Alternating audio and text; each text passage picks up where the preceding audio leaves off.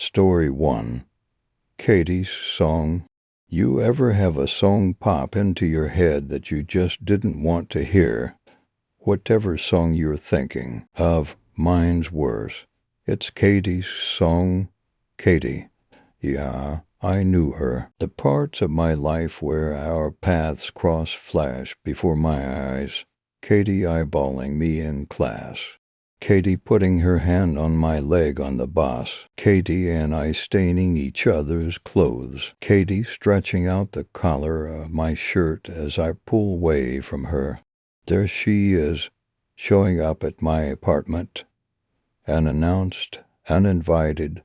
In my mind's eye the way it happened, but I don't want to see it. I shut my eyes and the images won't go away.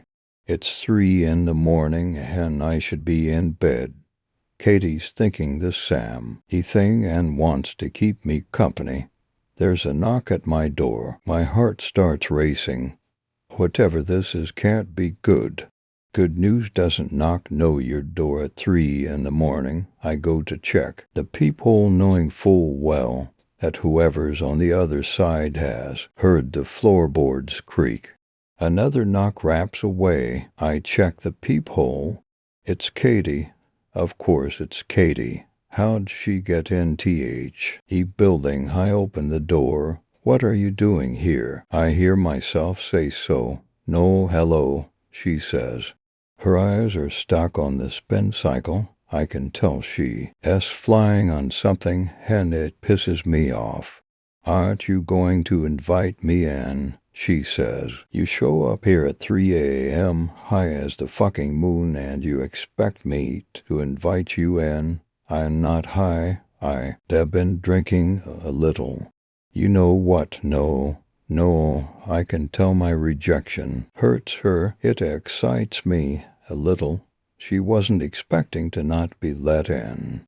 The thought never crossed her mind, but if I let her in now, I know that I'm implicitly telling her that it's okay to pull this shit. And once it's okay, it'll happen again and again. Go home, Katie. I start to close the door, but she slaps against it with an open palm. Please, she says, I can't go home. I just need a place to crash. I swear I won't bother you. That's not my problem. I don't even know you, Ryer. Tina, I say, and the door closes. I take a look through the peephole and I can see she's just standing there stunned. She crosses her arms unsure of what to do. Some weak part of me starts to crack. She looks vulnerable, devastated. It's almost irresistible. But I need to be strong here. I have a point to prove, a valid point, an absolutely essential one. I stand by the door, listening to her heels clip-clop slowly and surely down the hall towards the exit door. When I hear it open and fall shut, I hit the sack, but she doesn't let me sleep. I can hear her pacing in the loose stones between my building and the one next to it. Lot of shady characters in that building. Mine's the nice one. But it hardly matters because if either one of them caught fire, the other is fucked. They're that close, and no matter how nice my building is or once was, the one closest to it taints it. Guilt by association. I lose my train of thought. Katie's phone goes off right beneath my window, that stupid ringtone. Katie's song. Why doesn't she answer it? It's cold out there, I know, and she's not exactly dressed for it. I wish she would just go away, just go home. My mind screams, nobody wants you here, but that's guilt-tripping Katie. She's just trying to make me feel bad for not letting her in. Damn ringtone, there it goes again. Christ, answer it. But she doesn't. Had enough of it, so I stick in some earplugs. They do just a good enough job to cover her pacing, disturbing loose stones. I can still hear her though, pacing, banging and scratching against the stucco wall trying to get my attention. I can hear her muffle pleas through the window, but I only smile to myself knowing that I've won. Your guilt trips are meaningless, powerless against me. I hear Katie's song once more before he drifting off with a smile on my face, but wondering why she doesn't answer it. At 8 o'clock I look out my window with puffy eyes and creased skin. I can see about a half-dozen people in and out of uniform in the dark, narrow space between the buildings. They're kicking up one hell of a racket, and they don't seem to care too much that they're waking everybody up because they're examining the body of a dead girl named Katie. Police have no suspects. Before too long the story goes away. And all this time I've never been able to get that song out of my head. I hear it when I'm driving. I hear it when I'm working. It pops into my head in the shower, so I start humming and whistling the tune just before a shadow darts behind the curtain. And now it's 3 in the morning, and I'm hearing it again with my own ears. I can hear it playing outside my window. I always hated that song, but this time it isn't driving me crazy. This time it's a banshee's cry, the chimes of a grandfather clock at the crossroads of infinity. The bell tolls for thee. The thought comes into my head from out of nowhere. This time it makes my throat go dry. I've lived with the guilt, I say to no one in particular. Isn't that enough? But the only response is Katie's song. I'm talking to myself here, but not for long, I know. What's coming, I try to brace for it and will it away. But there's nothing I can do. My mind can't turn back time or turn away a ghost. And then it comes, I hear a knock at the door. Story 2, he waits for you as the dead of winter approaches. You may find yourself alone at night, feeling isolated and abandoned in an all-too-empty bed as the night grows ever bleaker. Ghastly shadows dancing across the wall, the crying wind battering against your window, an ambulance siren in the distance, and there's no one there to convince you that you didn't hear those gunshots. There's no one there, but do not be afraid. He waits for you. Wait for the moon to hide itself, perhaps behind a gathering of clouds. Midnight is the best time to do this. Just close your eyes and hold your breath as you leave your bed. You may open your eyes once you exit your bedroom. Get dressed if you like, because you'll be leaving your house soon. Take nothing with you, except for what you can keep in your pockets. Drive out of town. Drive as far away from civilization as you possibly can. Eventually, the air will become still. Then a dense fog will form just a short way down the road. You will hear nothing but silence as you approach it. Let it consume you and your vehicle. No harm will come to you from it. I promise, do not be afraid.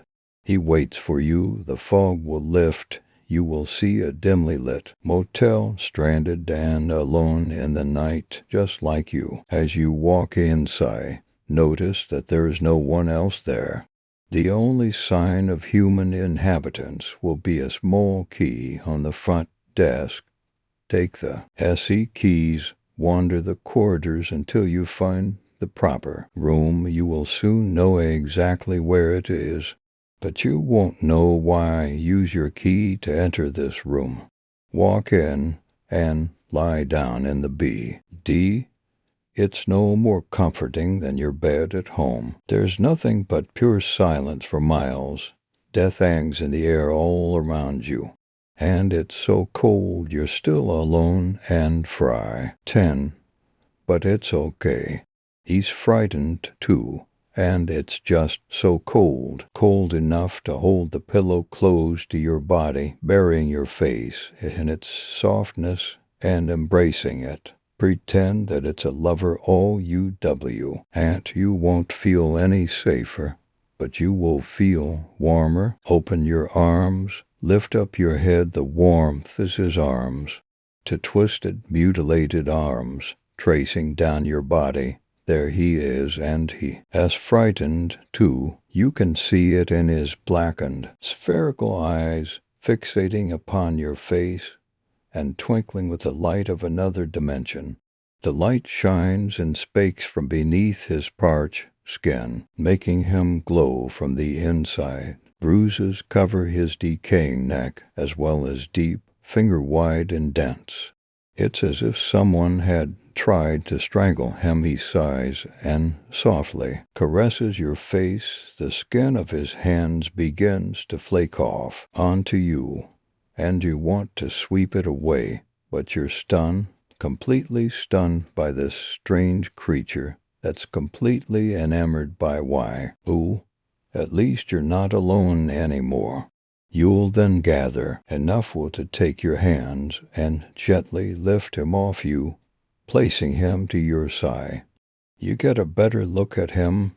His legs are disturbingly crooked, having been broken in so many places and healed in ways that they just weren't meant to.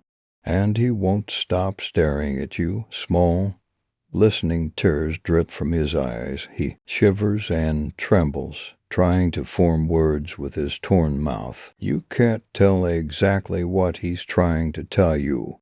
It doesn't matter for now. Anyway, he will want to touch you, to hold you, and to comfort you. Whatever pain you have ever felt from loneliness, whatever sorrow you may have felt in your entire life, he feels it. His tears fall onto you, and he lies back in submission. He will let you do anything you want to him. He knows that no matter what you do, it will never hurt him as much as what the others have done. It will never hurt him as much as the isolation he's felt in this motel. As you gaze upon his twinkling eyes, you may gain a sudden urge to mutilate him and punish him for existing the way he does. But please, be kind. He loves you, after all. Spend the night with him. He'll let you do anything, and he won't be able to speak. But be sure to leave the room before sunrise. He will do everything in his power to keep you from leaving. He will grab onto you, cry, and scream at you. Tears will keep gushing from his glowing eyes, disintegrating his skin even further. But no matter how much you pity him, leave. Resist him and leave. If you don't, why, you will be forever trapped and doomed to live the same existence that he does. Do not let him follow you. Just close the door behind you and lock it. You're alone again. Next thing you know, you lines wake up in your bed at home some time after the sun is rising. The events of last night will feel as if it were nothing but a dream. Everything in your home is where you left it last, your car, your clothes. Yes, everything. Then, if you are lucky, something incredible will happen. Within a few days, you just might meet a new person. This person has everything you want, and it's as if they were made for you. Within time, the two of you will fall in love. You will almost forget the ghoul in the motel, and forget about those glowing eyes staring at you. All that will matter is that you will be in love with this wonderful new person, and they will love you. But once they move in with you, things will grow progressively stranger. As you lie together in bed, you might hear a faint scratching on the door and an all too familiar cry, but do not. Worrying your companion will keep you from becoming too worried about it. The next night the cry might become a shriek. the scratching will become a pounding, and only you can hear it. No matter how hard you try to convince your partner of what you hear, they will only tell you to go back to sleep. And one night you will. I'll notice that the noises have vanished. Nights will be peaceful again, and it will just be you and your partner. But from then on, you will constantly look upon your lover's eyes. You will see a new glow in their eyes, twinkling with the light of another dimension. Do not be afraid.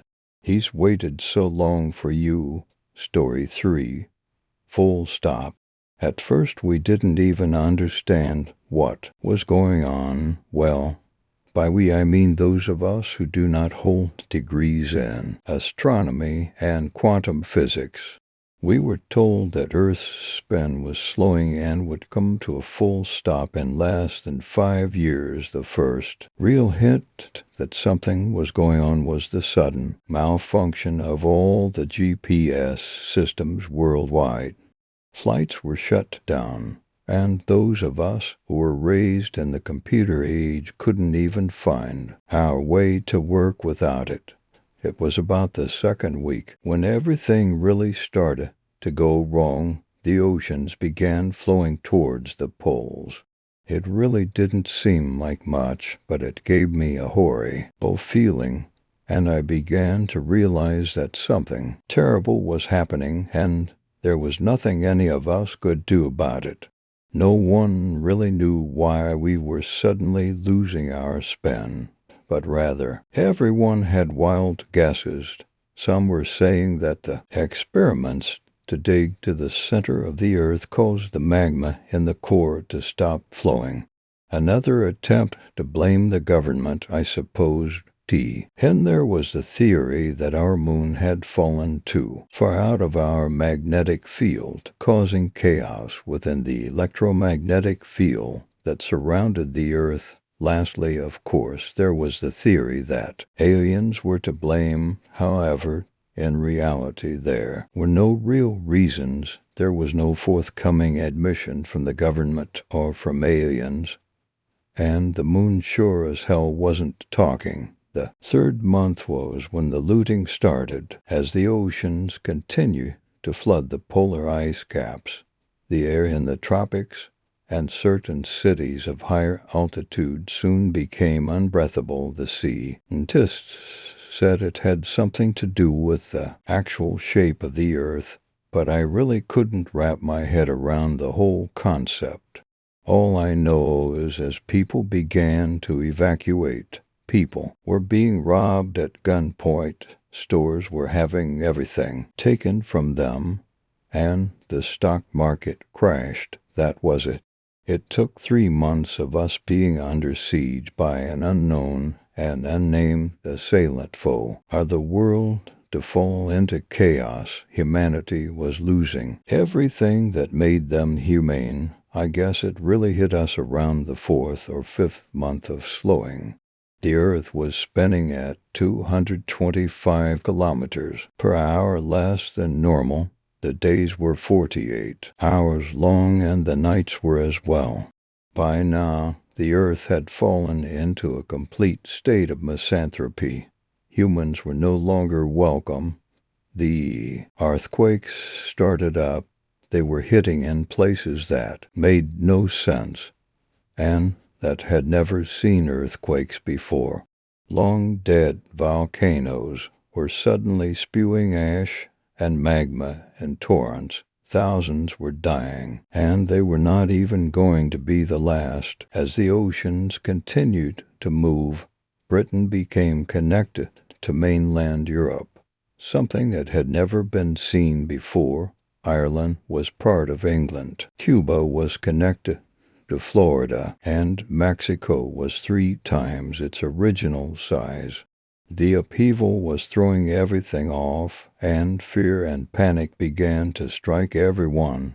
Even worse, only the top and bottom third of the globe were habitable. The air around the equator was basically non-existent. Not even the hardiest mountain climber could live there. It would have been like living, somewhere 3 times the height of Mount Everest. With that came the solar radiation. That part was easy for all of us to understand. Stand in the sun more than 15 minutes and you die. Pretty simple, right? Only at first we didn't realize it. Did you know that the electromagnetic field prevents us from experiencing the worst of solar radiation and solar flares?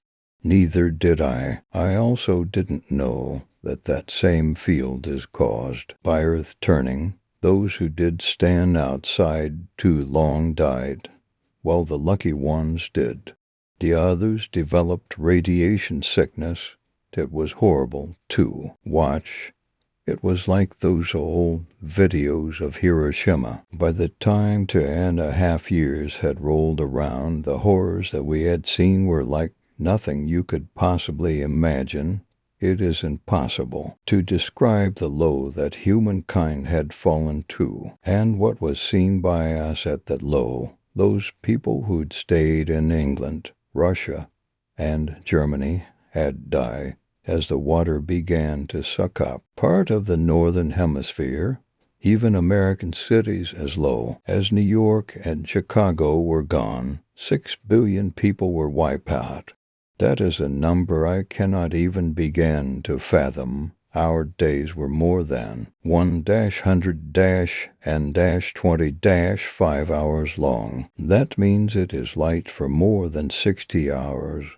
Our brains weren't even being given a chance. With that, the hallucinations were setting in, and the survivors of the radiation sickness had it the worst. They became the true version of zombies. They were eating people and living in cold, damp caves. They crawl out during the twilight hours. Why? Last stays now and stalk people. They look for food wherever they can get it, which is usually not from animals.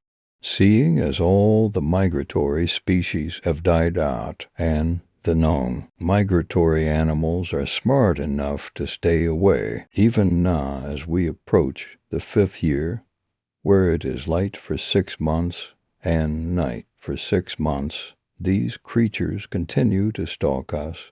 Very few humans have chosen to band together. You never know when your partner is going to begin hallucinating from the lack of sleep and be caught out too long during the day. I had such a partner, and it was the hardest thing I ever had to do when I walked away from him.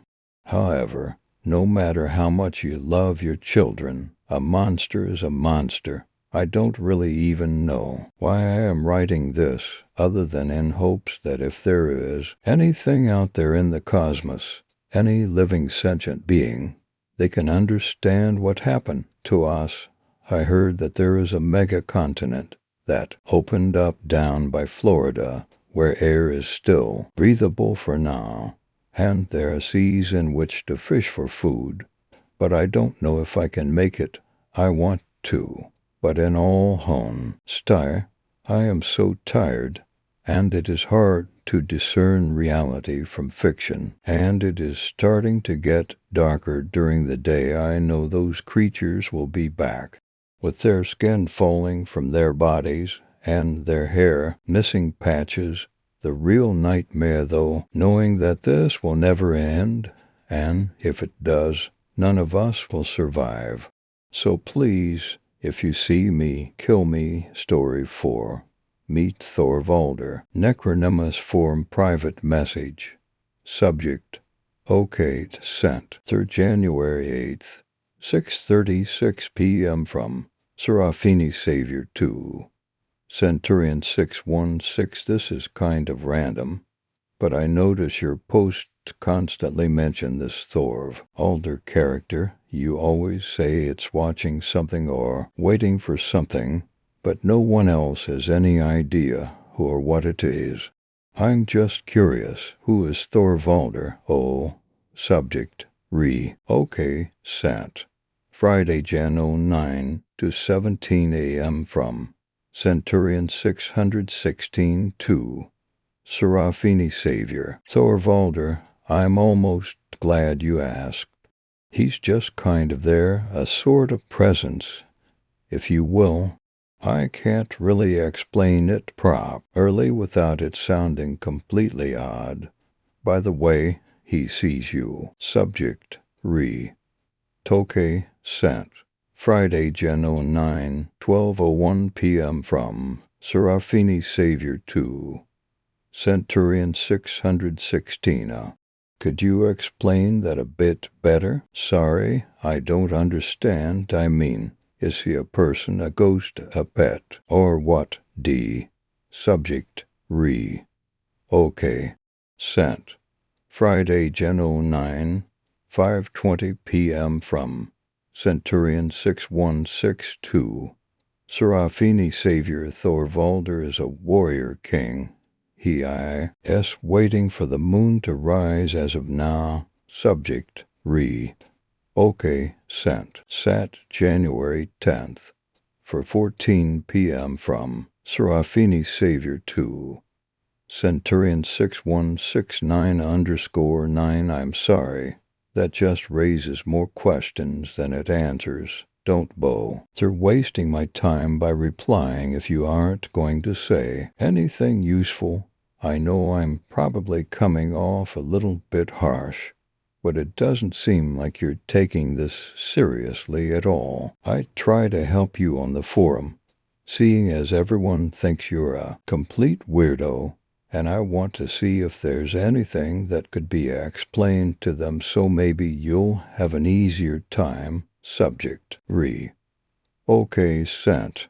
Sun, January 11th, 8:43 p.m. from Centurion 616-2. Serafini Savior, I almost consider just deleting that reply there and carrying on the way I have been. But I've a feeling you're not going to give up either way. If it's that important to you, I'll explain everything to the best of my knowledge.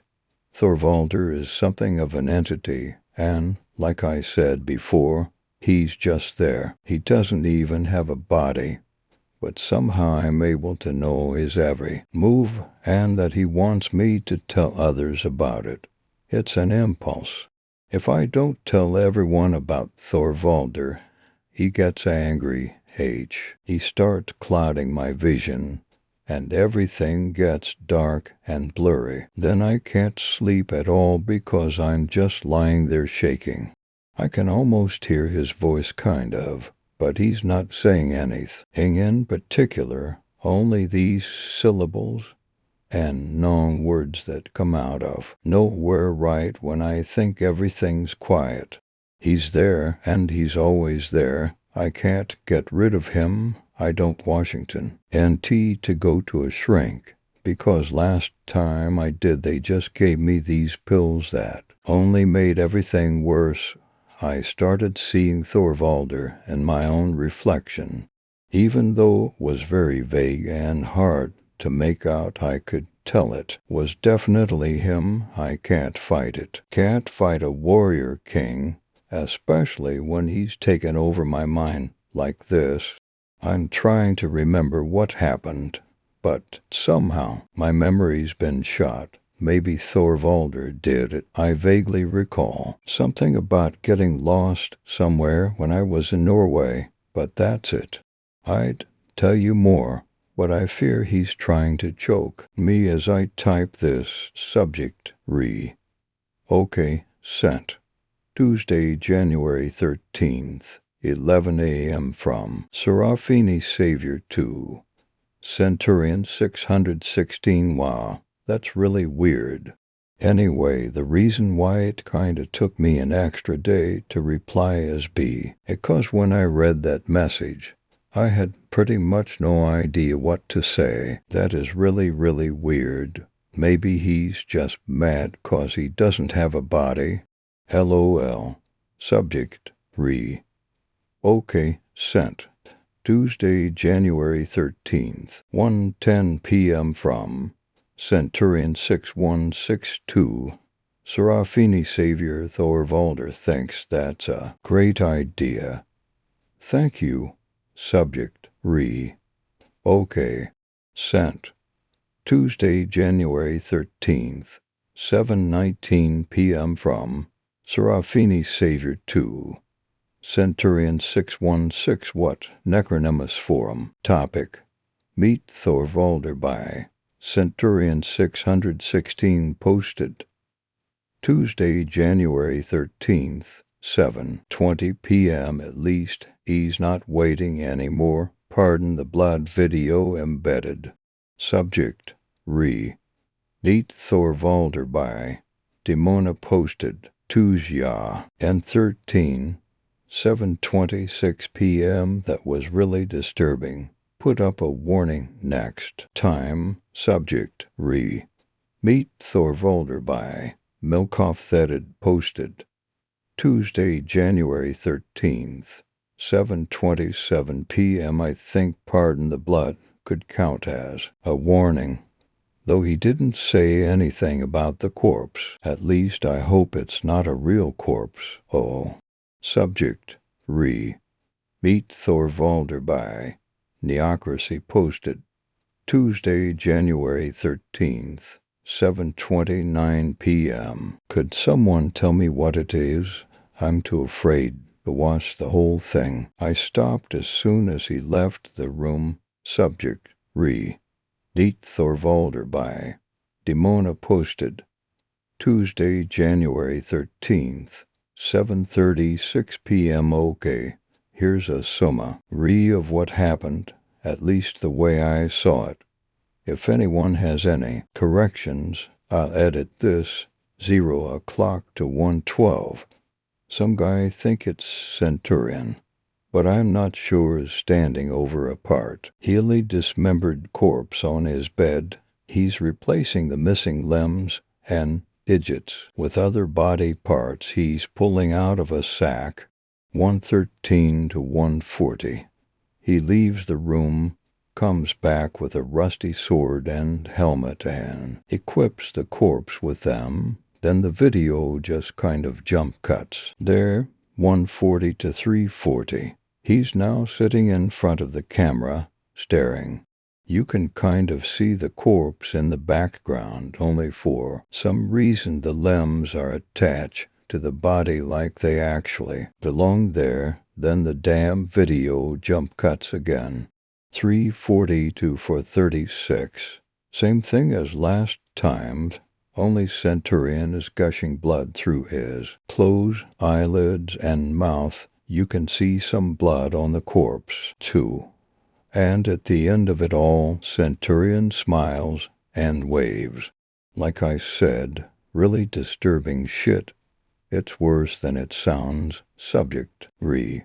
Meet Thorvalder by Neocracy posted. Tuesday, January 13th, 7:38 p.m. Oh, that was it.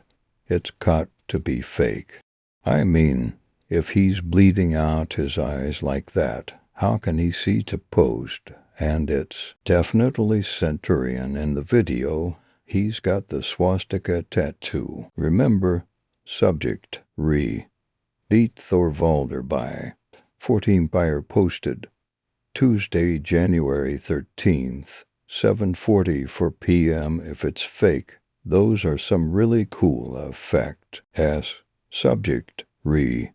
Meet Thorvalder by Serafini Savior posted. Tuesday, January 13th, 7:49 p.m. No, it's not fake. And it's all my fault. See, we were playing one another before, and I asked Abu T, the Thorvalder guy, if I hadn't suggested that Thorvalder needed a body, then none of this would have happened. Subject, re. Meet Thorvalder by Milkoff Thetted posted. Tuesday, January 13th, 7:55 p.m. It's not your fault. Serafini Centurion would have done it anyway. He's just like that. Remember when he wouldn't stop obsessing over that church arson guy? Subject, re. Meet Thorvalder by Winter Wing posted, Tuesday, January 13th, 8 p.m. for 21. It blinked. I swear to God it blinked. Story 5. The boy in the window. She tried pulling herself back, but however hard she tried, however hard she pushed, she could not stop her feet dragging her towards the open window. She dug her heels into the wooden floor, feeling splinters coming off it as her feet dragged her onward. Her hands caught the windowsill, and the wind blew in her face, causing her hair to whip around. Her eyes widened with helplessness and terror, taking in the navy blue sky with its sad gray moon and an even sprinkling of stars. She couldn't move her head, but she turned her pleading eyes to him as he stood beside her. Please. The word caught in her throat, her voice choked with fear. He looked back intently into her eyes, that smile fixed on his lips as he tied the thick rope around the window ledge. Asterisk, asterisk, asterisk, asterisk, asterisk, asterisk. It all started 3 weeks ago. She had woken up to a sudden tapping at her window. Egnal. Ring it. Thinking it was the wind playing tricks, she went back to sleep. The light tapping at the window became deliberate knocking the next night. She sat shivering with fright in her bed, unable to move until the knocking ceased. However, the next morning, she was sure that she had been imagining things. Her room was on the 3rd floor with no trees or drain pipes outside to provide access to any unwelcome intruders. It wasn't knocking anyway, she convinced herself. It must have been one of the many mysterious sounds the night weaves into its lullaby. 2 days passed as she was sculpting downstairs in her studio. She heard the knock again. For a second she froze with fright. Then she turned. Outside the window, hanging upside down, was a little boy. Only his head was visible through the glass, his face extremely pale, his hair dark, long and dirty. He could have been a street urchin had it not been for his eyes. The eyes weren't human. They were round, and slanted with impossibly large irises. He gave her a mischievous smile and tapped at the window again, still upside down. Please, lady, he said, won't you let me in? She gasped and stumbled backwards, knocking her incomplete sculpture to the ground, throwing flecks of clay everywhere, for the child spoke in the voice of a man, a husky, sadistic tone. He started visiting her more and more, often knocking at the doors and windows. No, she thought, don't let him in. Whatever you do, don't let him in. She would see him peeking from her windows whenever she woke up, until she started keeping the curtains drawn at all times and the windows locked. She ignored the knocking that continued, followed by his voice. Please, lady, won't you let me in? She started getting paranoid. It was with great inner turmoil that she left the house for work every day. For the most part, things appeared normal, until that particular day. That day, she was already feeling slightly sick due to a lack of sleep. Her co-worker had suggested that she talk to someone, a therapist or a priest, maybe. Yes, she thought, I will today. Suddenly, someone knocked at her car window. She gasped. Her pupils dilated in horror. It was a cop. She had parked in front of a no parking sign. Swearing, she reared out, parked again, and rushed out to go to work, the cafe she worked. It was a small glass-walled haven for all kinds of people, readers, lovers, and businessmen who wanted a cup of tea or coffee before they bustled back to their offices. It was an hour before she would get off. She was serving at table by the huge glass wall when a whisper reached her ears. "Hey, lady," it said. Abruptly, she looked up out of the window, and there he stood, right in the middle of the road, with his black slanting eyes and wicked smile. Without thinking, she rushed out to the sidewalk, and he was still there, right in the middle of the busy road with the traffic whizzing past him. "I said, please, didn't I?" the boy whispered. "I am a good boy, lady," came the man's voice from the little boy's throat. "I said, please." He stood 12 feet away, and still his voice sounded in her ears above the noise of the traffic as clearly as if he was inside her own head. And then a bus sped over him just like that. Passed right over the spot where he was standing. She screamed and ran right into the traffic where he had been, but nothing was there. She went down on her knees on the hard, gray road.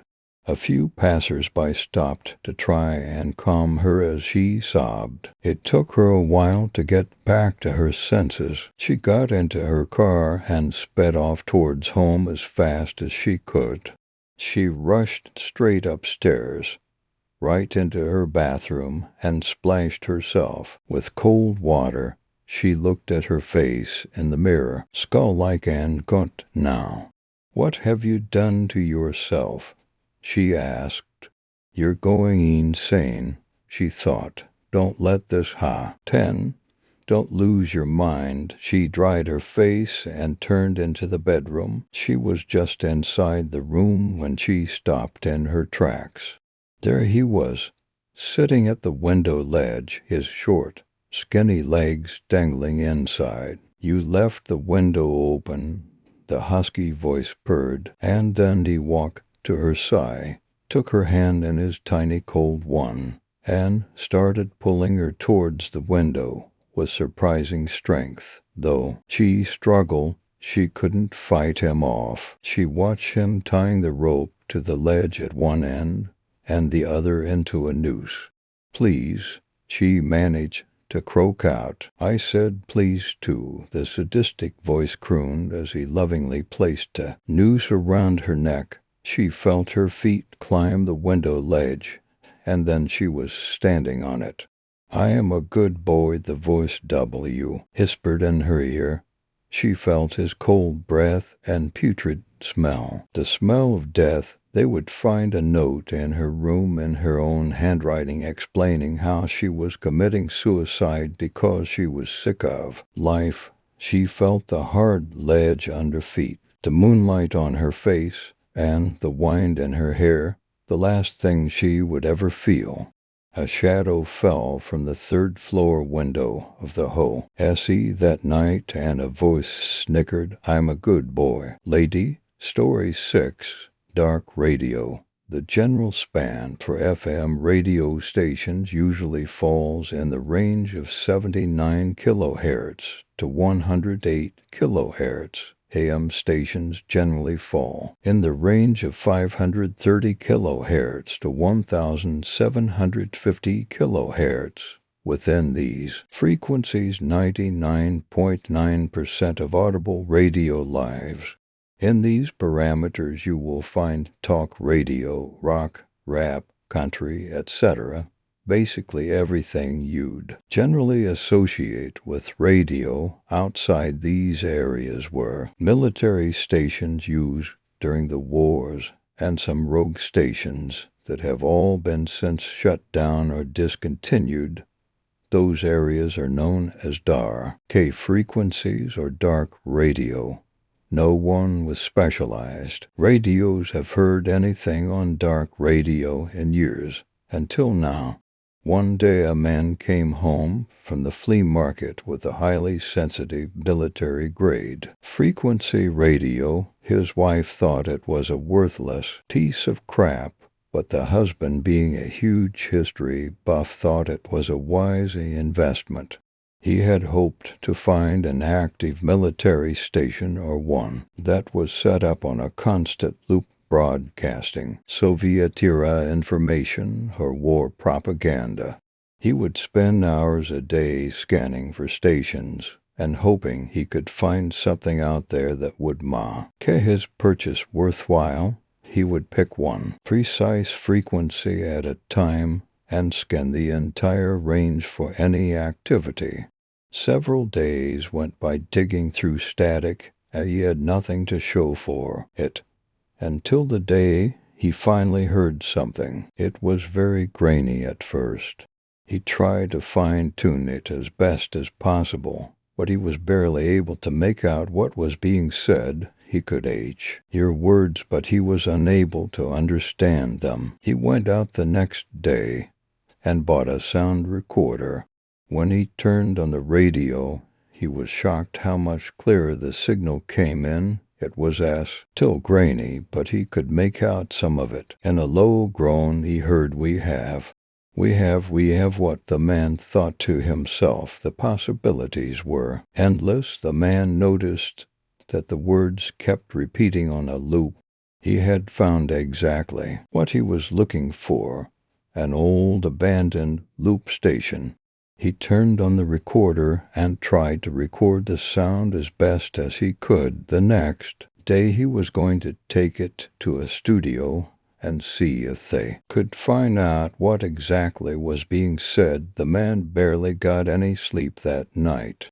He was filled with excitement about making such a historical discovery and the world-changing effect it could possibly have. He figured it would be best not to tell his wife about the discovery until he knew for sure what it was.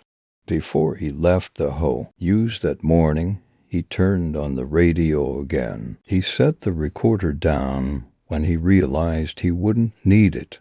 The station was now a lot clearer with minimal static. It was as if the stallion was reaching out to his radio. We have 21, followed by the sound of two bells, one high-pitched and one low-pitched.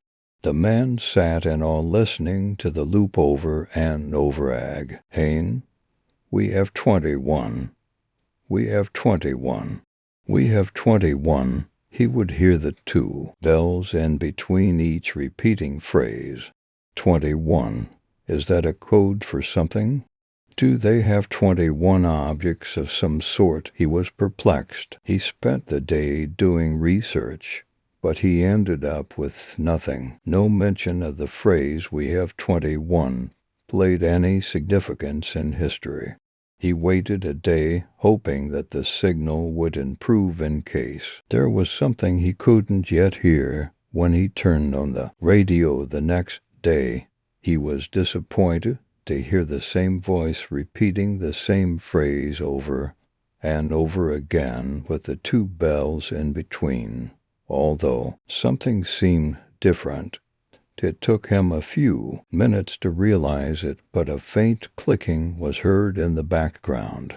It didn't take him too long to realize that it was Morse code. He spent an hour on the computer translating it from scratch and was thrilled to see that it spelled out coordinates. Using his GPS, he was able to find the location. It was about a 2-hour drive from where he was after driving down a few side roads and one really long one deep into the woods. He had finally reached his destination. It was a large clearing with a massive cube-shaped building in the center. It must have been at least 4 stories tall. All 4 sides were gray with no marking on the outside as to what the building even was used for. He walked around the entire perimeter of the building and found the only door available. The door was surprisingly unlocked. He walked into the building and saw a giant, empty room dimly lit by dusty rooftop windows, with a single wooden desk and a chair in the middle. The place seemed like a giant airplane hangar from the inside. He approached the table and saw a small desk lamp illuminating radio broadcasting equipment, complete with a transmitter and a microphone. It was emitting a deep, ominous groaning noise. "This makes no sense. There is no one here. Where is that sound coming from?" He listened to the groan and noticed that it was changing sound, volume, and length.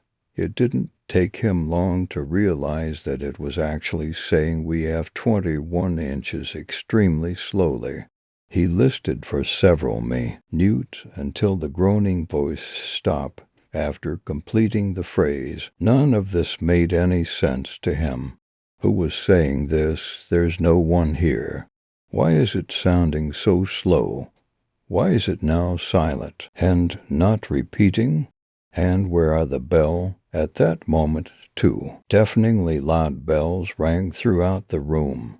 They didn't sound like small bells anymore. They sounded more like massive church bells being steamer. Huck, with a sledge-hammer just inches above his head, he covered his ears and collapsed to the ground. When the sound finally stopped, Ian covered his ears.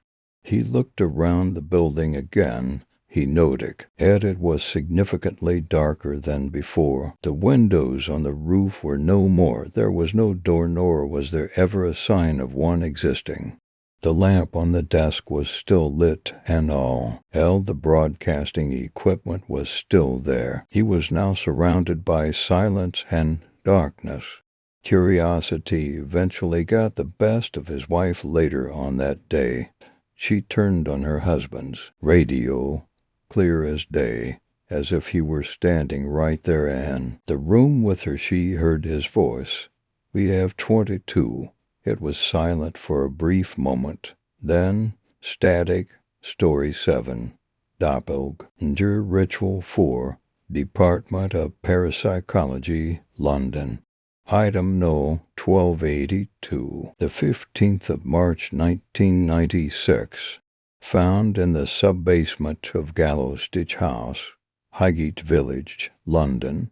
Item is a box containing papers and broken shards of mirror. The box is made from oak, measures exactly 11 inches by 11 inches, and is fitted with a brass lock which appears to have been forced open. All four sides and the lid are ornately carved with detailed faces. The eyes have been inlaid with ivory. The papers within are foxed with age. Most are water-damaged.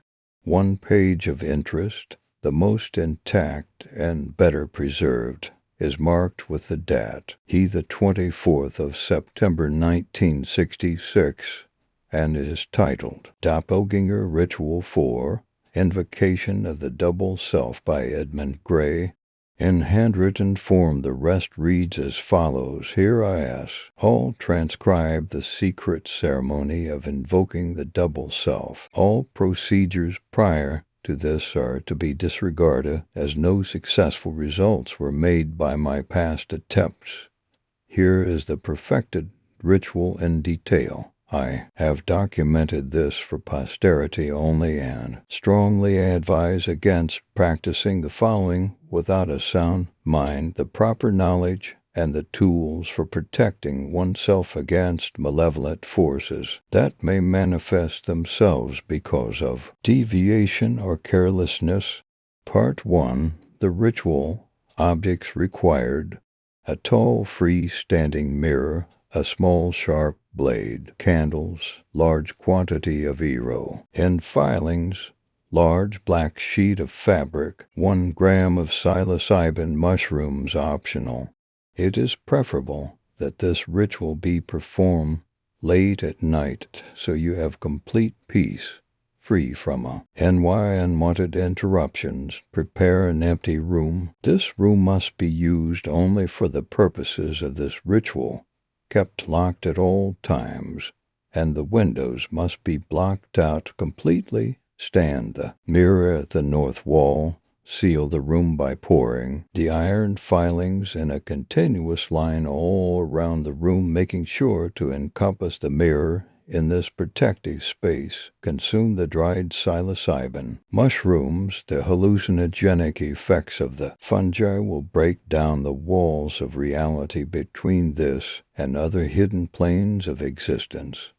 It will also heighten your awareness of the elusive and arcane forces that secretly reside in all things. Wait 1 hour 30 minutes for the mushrooms to take effect before proceeding further.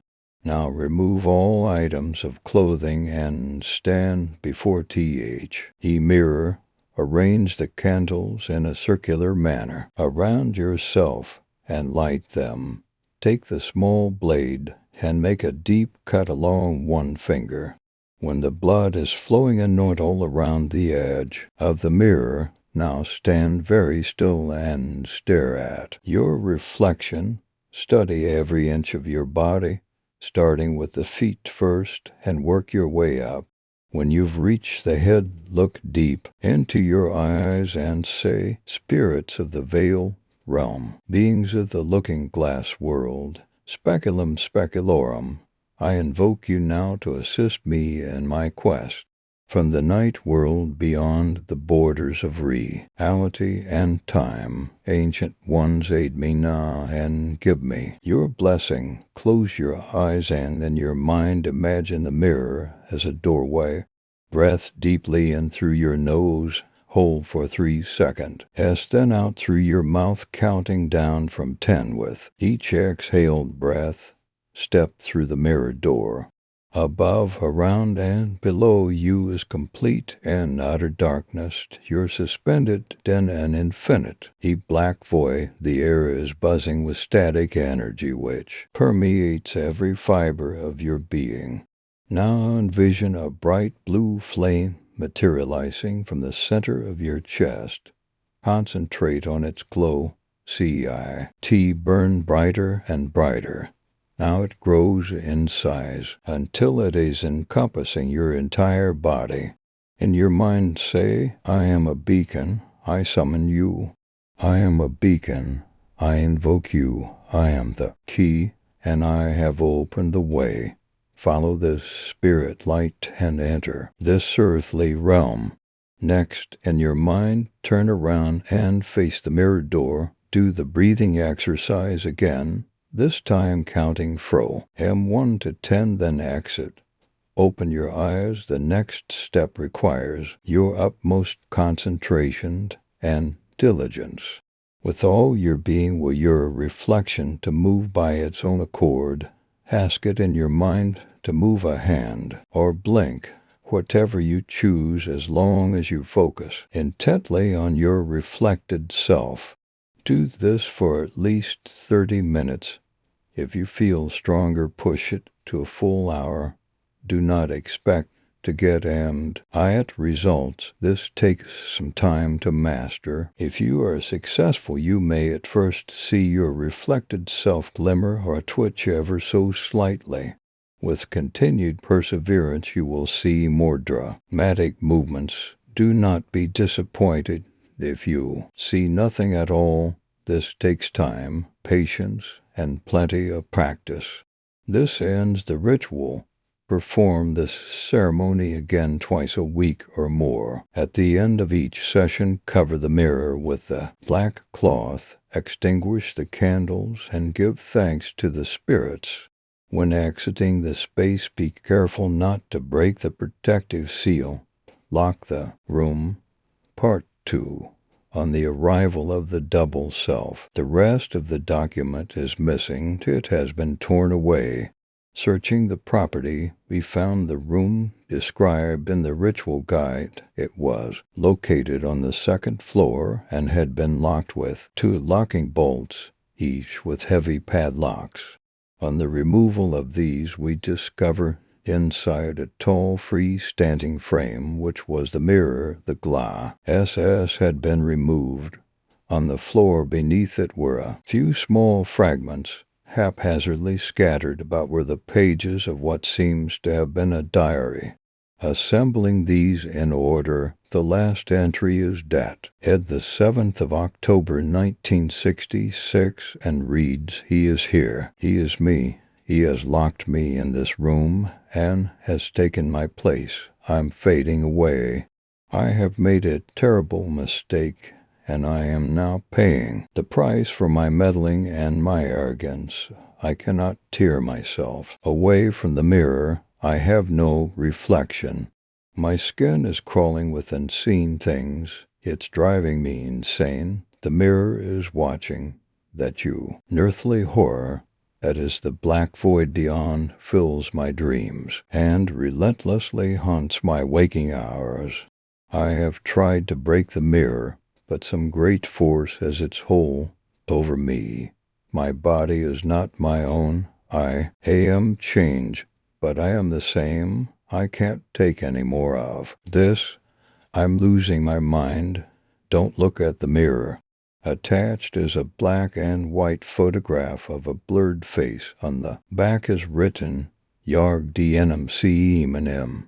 Inspecting the mirror frame, we found traces of blood, deep scratch marks, and embedded in the wood itself, several torn fingernails.